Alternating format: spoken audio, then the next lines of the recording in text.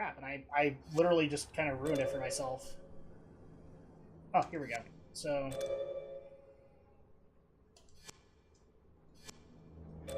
And, by the way, so we actually haven't been naming this tower properly, and some Devil May Cry fan is going to get mad at us for it. Yes, the tower is literally called Temene Negru. Don't ask for a translation. It's not going to work. Okay. Yeah, it's called the Temene Negru. And so at that point, the fact that we haven't mentioned it, I'm sure we'll get somebody that's going to be mad about it. Oh, I'm sure of it. I'm sure. It's absolutely going to happen. Crap. How do I change my style? Because I want to be able to do that. Oh, I love how his sword is just the way he was standing, his sword was like phasing into his ass. And I was like, oh, wow, that must really hurt right now. Yeah, this is early PlayStations, or this is PlayStation 2, so clipping was still a thing that happened. Oh, look, it's happening again. It just went into his calf. Yeah. It happens. I don't know what to tell you guys. Well, I mean, from the very first... Oh, I remember now. Okay, I actually can't do it here. I have to change the style, add a statue. One of those, like, statues at the base of the tower? Yeah. Oh, okay. So I'll do that when we're back down there. Cool. In fact... Yeah, in the Chamber of Echoes. And in fact, I actually did have the item that I needed, and I completely forgot. So that's what's happening in this Let's Play, people. Getting lost. Woo! There we go. So that's just something that actually happens to me a lot in general. Even like games, like because one of those things what I like to point out to people, if you're watching a Let's Play, like a Let's Play format simply for the story of the game, you might as well be watching like a long play, because you're going to miss out on a lot. And it's not because we don't want to deliver that to you. It's simply because it's not really all that plausible in the format. We're making fun of the game. We're enjoying the game. This is basically a commentary track. That's pretty much what it is. I would completely agree with you. Like when I played Tomb Raider, oh my gosh, I can't even begin to tell you how many times in editing I would be like, wow, I really forgot that was happening, or that was about to happen. There was that one moment, like right after the one Scottish dude died. His name is slipping my mind. You can do it, Lara. Yeah, him. Lara Croft. Yes, him. Like after that one, and then I went on my winter break, and I came back to my channel after that, and then it was like that whole field of people, and I stood there, and I was like, damn it, this is happening, and I did it in one go, and I was just like, where's the save button? So funny story there. One of the things that I constantly blocked out of my mind when I was editing our Tomb Raider playthrough. Yes, we both have a Tomb Raider playthrough. You guys can insert your comments here. Me and my wife played through it, and Brinton played through it. Different versions. Everything that I would always forget is when something horrible would happen to Lara. So like a death, or where she has to be all survivalist. And there were actually a lot of points where I was editing that I completely forgot she had to cauterize a wound. And so in the middle of editing, I'm going, I forgot about this. Oh no, I remembered all of that. Even like all the grotesque death scenes. Oh man. I remember, People actually got mad at me that I didn't look for them, and it was simply because I couldn't do it. I could not do it. Like, I'm a very queasy person when it comes to stuff like that, but for some reason, like, I left them in. Yeah. Like, I can't remember which one it was, but I was like, oh, she's about to die. And I was like, oh, this should be fun. And I was like, okay, mm-hmm. And the best part is like when we went back to, when we did the Dragon Shadow Triumph Rise of the Tomb Raider, we actually did try to bring in a lot of those stats, and they are hard to watch even to this day. Are they more grotesque in the sequel? Kind of 50-50. There are ones that are worse, and then there are ones that are as expected kind of thing. Okay. Like, I hate to say this concept, but yes, you do kind of desensitize yourself to the level of violence that those deaths incur. That stinks, but I mean, that's what happens, especially like if you're playing the game for the first time and you're not like super used to how Tomb Raider plays. I'm sure you're gonna be dying a shitload of times. Yes. Okay, so I know I've got to use this bounce pad, but whee! I can already feel the shadow blazer coming out from the ether and just be like, how dare you mention bounce pads! Oh man, I love Alex. He is so funny. Well, I'm glad you have that to say, because he's been especially angry with me the last couple of Let's Plays that we've done together. Why? Mainly because, well, so Pokemon Sun and Moon created a little bit of issue, and if you've been watching the most recent episodes, have you been seeing the joke that Aldo wants to punch my sources? I did not see that, no. So, yeah, Aldo likes to make the joke that, he wants to meet the sources that I go in. Like, when I do research for a story, I want to cover all the angles, even the rumors. Uh-huh. And sometimes, the sources outright irritate him enough to a point that he's like, damn it, I want to punch your sources! I'm so done with this! I want to punch your dang sources! Oh my gosh. So, Alex has actually been one of those people, too. Especially when I found out, so, here's a nifty little tidbit for people. When I constantly reference the Gal Gadot joke that came up on the podcast, Drek probably knew at the time, but didn't make mention of it, that it actually is in reference to an April Fool's article about Gal. And so now, Aldo and Alex will not let me forget that that's what happened, and that's why they had to endure the Wonder Woman eats a cheeseburger line all the time. And so, guys, you can be mad at me all you want, but at the same time, people were actually laughing from the joke. So I don't feel all that bad about it. Oh, come on. I know the bounce pad has something to do with it. See, this happens every time I'm playing a video game with someone. They're always like, I know what I'm supposed to do, but it's not happening. And I'm like, it's just me. I caused this shit to happen. Well, then it's doubly happening, because, you know, my rampant ADD is also happening in this, too. So you keep on bringing up good topics, and I'm just like, ooh, shiny. Well, this is fantastic. Yeah, this Let's Play is doomed from the start, because we just aren't going to have any kind of progress. No, that's not going to be the case. Oh, no, there's been, like, I feel like there's been plenty of progress. I'm absolutely enjoying watching every bit of this. Yeah. Okay, I know that we've got to go up here. I'm just not sure what is going on here. I don't want to look up a guide on this, but I might have to. I don't know. We're gonna see if I absolutely have to, because I'm sure I can figure this out. You wanna know what's funny? When I did my Minish Cap and my Tomb Raider Let's Play, in between recording sessions, I had to do a little guide lookup and research just to, like, move things along. Well, for me, it's basically, okay, so inserting the astronomical board as open passage to the second floor. So that's the other thing, too, is that with Devil May Cry games, sometimes the missions are a little obscure in what they actually want you to do. So, oh, here we go. That might be it. Yep. So this is the next item that we needed. Okay, so and now we can move forward. Okay, awesome. So, speaking of the podcast, though, we have some material to go over, because obviously you missed out on a couple of podcasts and a couple of subjects that people actually wanted to know your opinion on. Okay, well, let's hear it then. So, first of all, the first story that I actually want to get into is, should we start? Yeah, let's go ahead and start there. The Nintendo NX. I knew that was coming. I was like, I knew he was going to mention that. Yes, this is one of the ones that people actually wanted to know about, is since we've covered the rumors here and there, and then we officially got the release date, and we got kind of the plans for it, and we're still, like, each week getting more news. And even better, we got the news that Nintendo will be at E3, but they will not be bringing the NX to E3. Don't even get me started on that. They'll do their own event. So let's just go ahead and start from the beginning here. Your thoughts on a March 2017 release date for the Nintendo NX?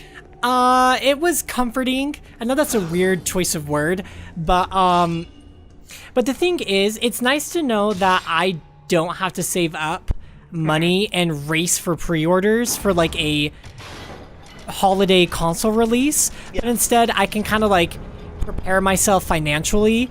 And don't worry about it. Oh no, you're fine. Like, I can prepare myself financially to buy a console. Yeah. And, like, make it, like, an early birthday present for me, because my birthday's in April, so then I can buy. My birthday's in April. What day, out of curiosity? 1st. Dude, we're like 6 days off. That's really weird. Really? But, well, I mean, you're older than me. Yeah, but I'm the old fart, remember? Like, I just turned 25, like, almost 2 months ago. I'm the old fart on this Let's Play. And that's... It's fine. It's fine. I still like you. I just may make more dinosaur jokes. I'll feel like I'm in Jurassic Park, but that's okay. So with that being said, it's comforting because then I can prepare myself financially. Okay, so you're overall excited for the March 2017 release. Yeah, I'm completely fine with it. I don't care. So I guess my question would be, like, are you having the same problem that, say, Alex is having, where he just barely bought a Wii U, and then all of a sudden the announcement happens? No, because I bought my Wii U 3 years ago.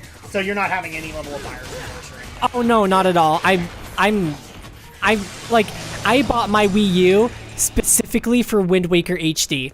Well, and see, here's the thing too, is like, where you planned it out and you knew what you wanted, and I'm guessing you bought the bundle for Wind Waker HD? I actually bought my Wii U before they announced there was going to be a bundle, which I'm still kicking myself for. So at that point, I mean, like, I feel for Alex, don't get me wrong, but at the same time, I also see it from kind of your perspective. I waited like a year, and by that point, there were a lot of games in the library. No, I waited 2 years. Me and my wife did, so there were games that we could look forward to on the Wii U. And that's kind of how we do things, but, well, Alex just barely bought it, so obviously he's going to have a little bit of buyer's remorse. There's not really that much avoiding it. Yeah, and I feel bad for Alex. That really, really does stink. Mm-hmm.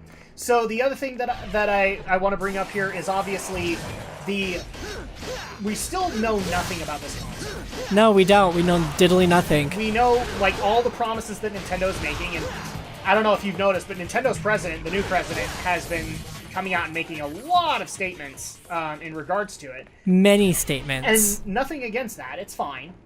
But at the same time, we still know nothing about the console specs or anything like that. Your thoughts on... Oh, wait. Actually, I need to go to the other door. So, the one thing that I want to bring up here is the announcement to not do anything with the NX at E3. Is this a good idea to you or a bad idea? So my initial reaction when I read the news on that was confusion. I sat there and I thought to myself, how do you expect me, a customer, to purchase hardware of that size without knowing anything? Especially since now we've heard that the NX is not going to be sold at a loss, which is something Nintendo's been doing for years. They sold the Wii, they sold the GameCube, and I believe the N64 at a loss because they knew that they would get the console sales. This is the one time where I would actually dare say that's not guaranteed at this point. So exactly, they can't afford to sell it at a loss. They've virtually gained no profit from the Wii U at all. So at that point, they really can't afford to do that. So I just found it very strange that that was the direction that they were going to be going, and I just don't completely agree with that. And my mind has changed a little bit on that, in the sense of it's not like March 2017 is going to come around and all of a sudden, okay, here's your console with like zero information. Yeah. Because Nintendo is going to do directs. I'm sure that they're going to be doing directs through the rest of the year and give more information as the year comes to an end on NX. Well, they've already said that they're going to do their own reveal event for the NX. Right. So essentially, that is when I think they're going to be providing those specs and the information and giving us an idea of what we will expect come March 2017. So I'm just disappointed because I was really, really looking forward to finally seeing this console next month, but it's just not happening, and I just hope it's worth my time. Yeah. All I can say is that I'm glad that the new Zelda game will still be released on Wii U, because right now it's the only way I'm going to be able to play the new Zelda game, because I was going to buy it on... Okay, I'm sorry, side tangent here. So when we got that Soul, that actually created the staircase anew for us, and I completely forgot. That's going to be one of the things of this Let's Play, people. Oh my gosh, that's hilarious. And now we can continue. Yeah. So, yeah, continue on with the thoughts, though. But, yeah, right now, if it wasn't for the new Zelda game being put on the Wii U, then I don't know how else I was going to be able to play it, because I really have no intentions of buying the NX right now. I'm at least happy that I was able to unconfirm the rumor that I heard that it was going to be strictly NX, that Zelda was just going to skip the Wii U altogether. I'm glad that we were able to confirm. Otherwise, yes, Alex, you can get off my back now. It is confirmed that it's going to go to both, and I think that's what they should do, honestly, because they could easily bounce that back and go, no, we want you to buy our new console. And I think that's wise for them, because when the Wii U came out, and I remember when it came out, I was like, what games can I play on this? It had no games at launch.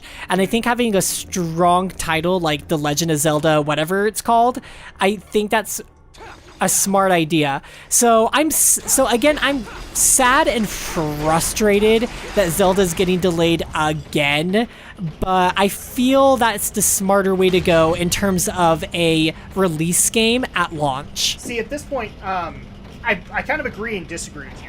I think that there should be an NX presence, because they do need to advertise like the specs at the very least to get us excited for this release event.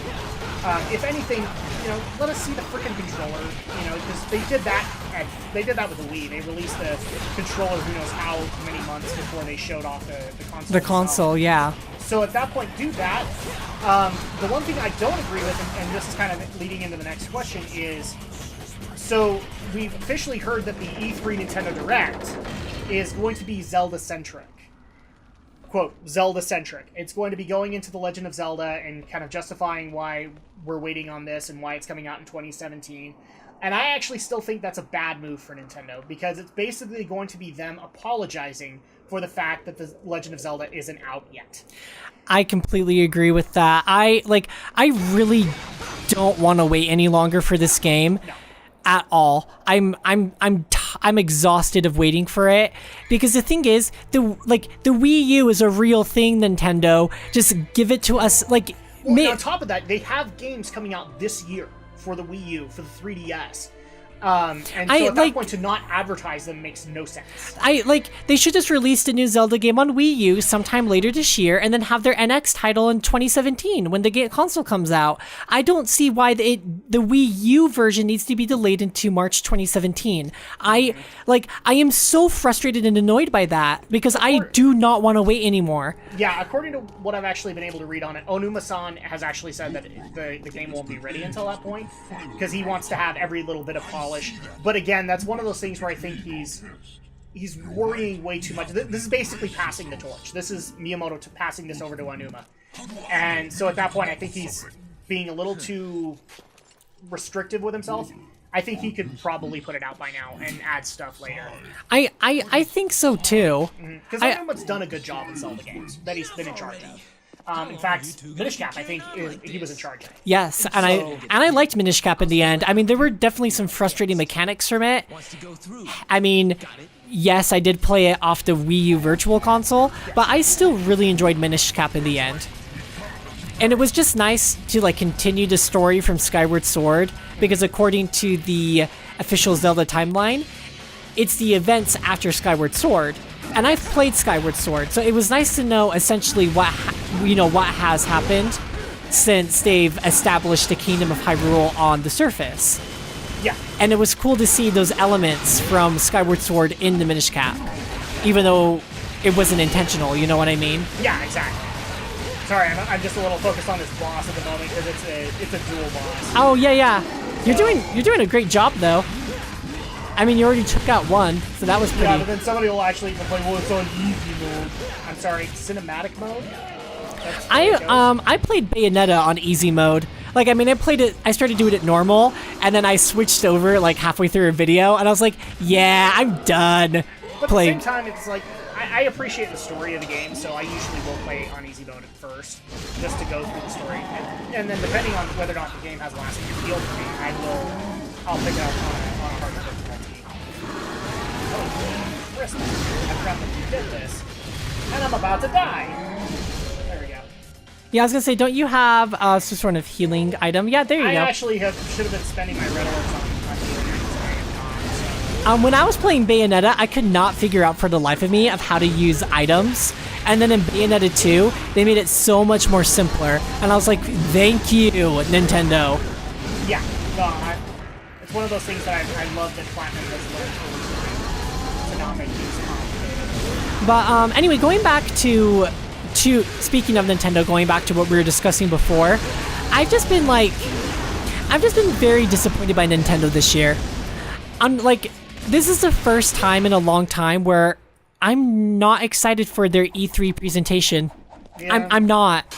I'm more excited to hear more about Final Fantasy 17. Wow, Brinton. Final Fantasy 15 and games for the PS4 and I'm literally returning back to my Sony roots, and I'm slowly starting to shy away from Nintendo, which makes me so sad because I'm a huge Zelda fan. Nintendo was my entire teenage years, like coping with.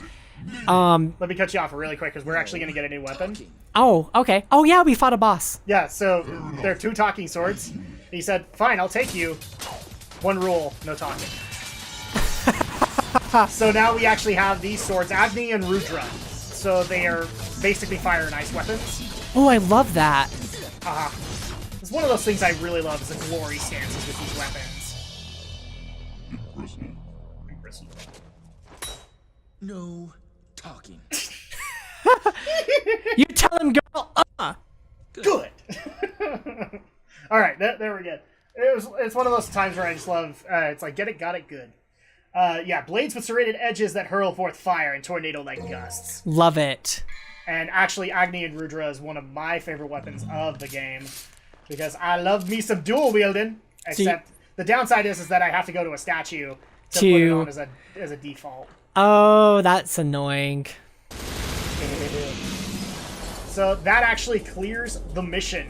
It took us forever, but we still ended up with an S rank. Hey, we got a style level 8. Exactly. We're freaking stylish at this point. Okay, couldn't be more stylish. Couldn't be more proud of you. Exactly. There you go. I am proud of Drac. So, let's see. Yeah, we're gonna have a bit of a cutscene. Then we're gonna go into the next Nintendo question because this kind of interlaces with E3. Okay. Oh, hi, girl. Hey, lady.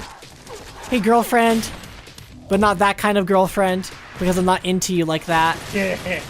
Like, I mean, I'm pretty, It's like... okay, neither is Dante. Well, I mean, like, you're pretty limber, girl. I'll give you that. But my junk ain't going near your crotch. Can I just say this for the record? This is one of the things that made me kind of laugh with Capcom. Because Capcom at this point still had the reputation, like all other Japanese companies, where they weren't afraid of an upskirt shot. And so I'm kind of surprised that this girl is wearing biker shorts underneath. Because, I mean, how many, like, freaking panty shots could you have gotten from this whole endeavor? Oh, several. I can already think of, And like... yet she's wearing biker shorts. I don't know what to tell ya. Just, it's one of those things where I think kind of changed a lot of things, especially for Capcom, where they tried to go away from those stereotypes, and yet, strangely, Team Ninja won't. I'm sure there's a penis joke in there somewhere! That was so explosive. So wet. And yet Brinton found it. See, this is the part that makes me laugh especially. She has a rocket launcher with a freaking serrated, like a Bowie knife that I'm assuming she crafted. Oh yeah, by the way, 6. I don't know what that's supposed to mean. Okay. But she's got a freaking Bowie knife at the end of it. Like, no, we're not overcompensating for anything at all. Family Ties. That's like the TV show. Except with 100% less Urkel. Wah, wah, wah. Well, Urkel could be a demon. We don't know. Well... They've always kind of emphasized later on the internet that he was a demon. Oh, well, isn't that just adorable?